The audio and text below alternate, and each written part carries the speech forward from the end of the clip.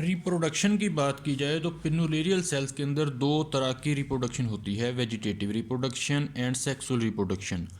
Vegetative main body से, vegetative body की देखा जाए तो हमको पता है कि वेजिटेटिव बॉडी इस तरह की होती है। एक अपर हाफ है जो बड़ा है उसको एपिथीका, एक लोअर हाफ है जो कि छोटा है उसको हाइपोथीका, सेंटर में ये प्रोटोप्लाज्म है और एक न्यूक्लियस मौजूद है।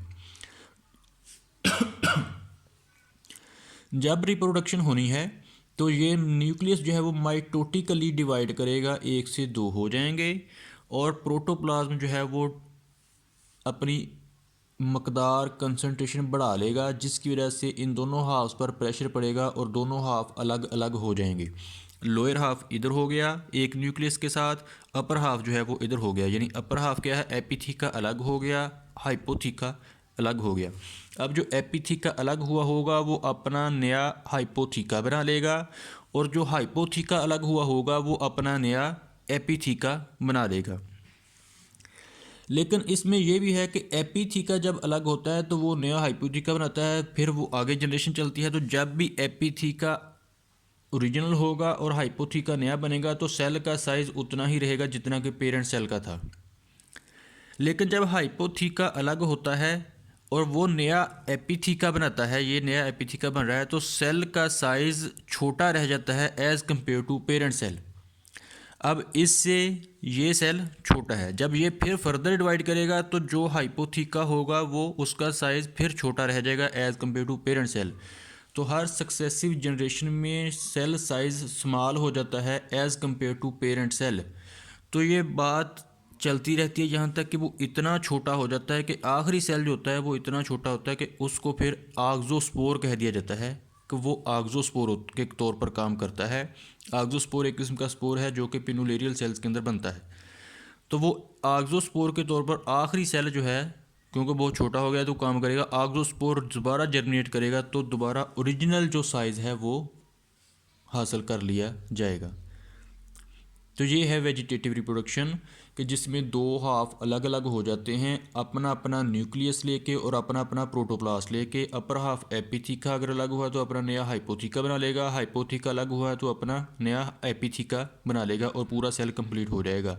लेकिन हर नई आने वाली जनरेशन जो है, जब हाइपोथीका जो है वो जब नया एपिथीका बना रही है तो हर आने वाली जनरेशन में सेल साइज़ छोटा हो जाता है as compare to parent cell.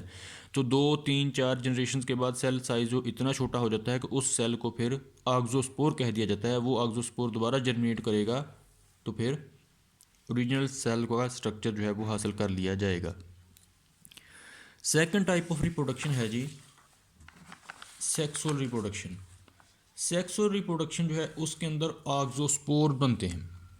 आक्सोस्पोर जो हैं वो दो तरह से बन सकते हैं, गेमेट थ्रू फॉर्मेशन के थ्रू, पार्थिनोजेनेसिस के थ्रू।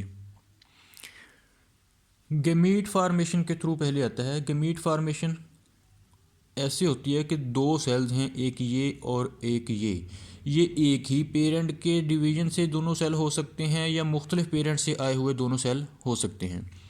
दोनों सेल एक दूसरे के आसपास आते हैं, ये देखें जैसे आसपास आ गए, दोनों के पास अपना अपना न्यूक्लियस है। ये अगर ए सेल है, ये बी सेल है, दोनों एक दूसरे के पास आ गए और उसके इर्द गिर्द एक म्यूसिलेज की शीट कवरिंग चढ़ जाती है। दोनों सेल्स के इर्द गिर्द इकट्ठी शीट म्यूसिलेज की चढ़ जाती है।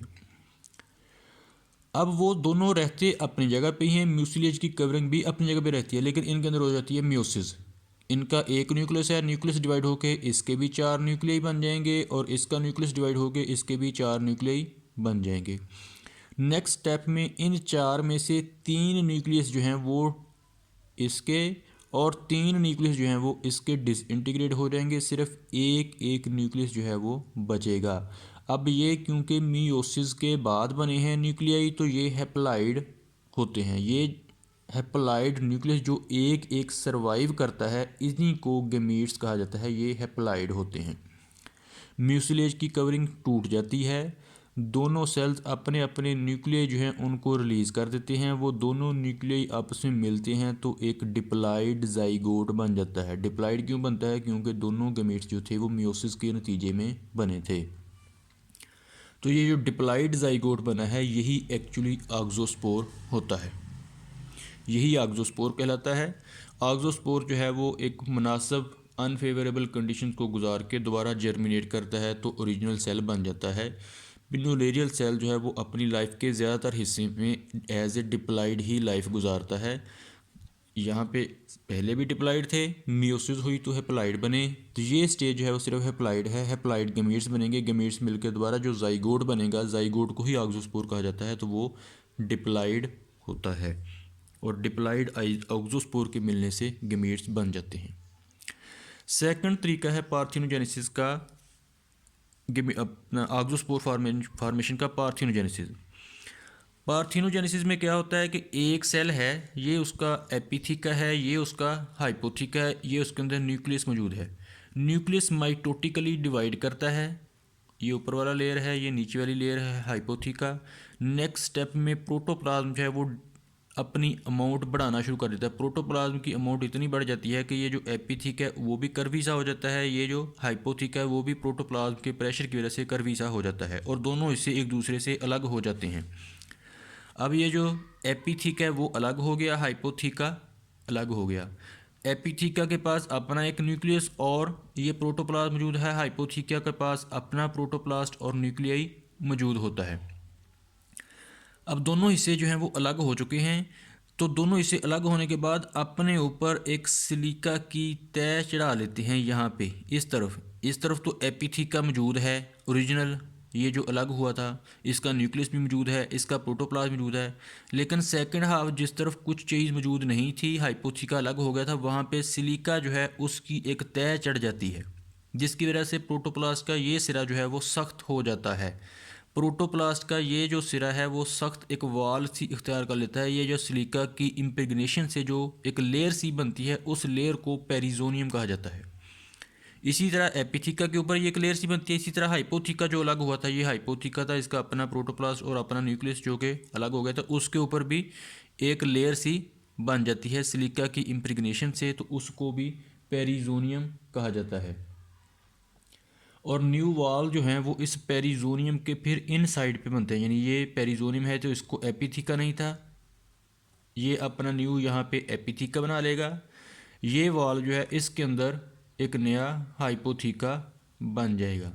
तो ये जो सेल्स हैं ये दोनों एज ए आक्ज़ोस्पोर के काम करेंगे, क्योंकि ये दोनों सेल आक्ज़ोस्पोर के तौर पर काम कर रहे हैं। और आक्ज़ोस्पोर ये जो बने हैं ये विदाउट एनी फर्टिलाइजेशन बने हैं या विदाउट एनी मियोसिस बने हैं, तो इसलिए इसको पार्थिनोजेनेसिस कहा जाता है।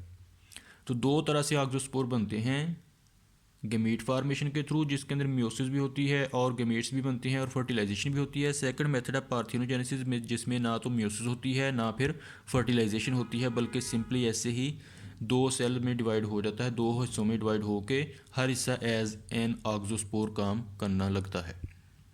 तो ये थी रिप्रोडक्शन इन पिनुलेरिया। फिर है इम्पोर्टेंस ऑफ डाइएटम्स। डाइएटम्स की इम्पोर्टेंस क्या है। डाइएटम्स जो हैं वो प्राइमरी प्रोड्यूसर्स हैं। समुद्रों में मेरीन वाटर इन्वायरमेंट के अंदर प्राइमरी खुराक जो प्रोड्यूस करने वाले एल्जी हैं, उनमें सबसे इम्पोर्टेंट डाइएटम्स हैं। बहुत सी मेरीन लाइफ जो है वो इंडायरेक्टली या डायरेक्टली डिपेंड करती है डाइएटम्स के ऊपर। उसके अलावा डाइएटम की बॉडी के अंदर तकरीबन 11% ऑयल होता है। तो डाइएटम जब मर जाते हैं तो वो ऑयल समुद्र की तहों में फॉसिलाइज्ड होता रहता है। तो समुद्र की तहों से जो पेट्रोल वगैरह निकाला जाता है तो वो इन डाइएटम्स के मिलने से ही बनता है। इसके अलावा डाइएटम्स के ऊपर क्योंकि सिलिका और कैल्शियम वगैरह होता है, तो ये जब मरते रहते हैं तो इनकी जो कैल्शियम और सिलिका है वो ज़ेरे समुंदर एक तहें बनाते रहते हैं। उन तहों को डाइएटमेशियस अर्थ कहा जाता है। ये जो डाइएटमेशियस अर्थ है इसको टूथपेस्ट के अंदर, पॉलिशेस के अंदर, फायर प्रूफ मटीरियल के अंदर, फ़िल्टर ऑयल्स के अंदर या अब्जॉर्बेंट के तौर पर मुख्तलिफ इंडस्ट्रीज़ में इस्तेमाल किया जाता है, या लाइट वेट ब्रिक्स बनाने के लिए इस्तेमाल किया जाता है। उन ब्रिक्स को, ईंटों को फिर कंस्ट्रक्शन में इस्तेमाल किया जाता है।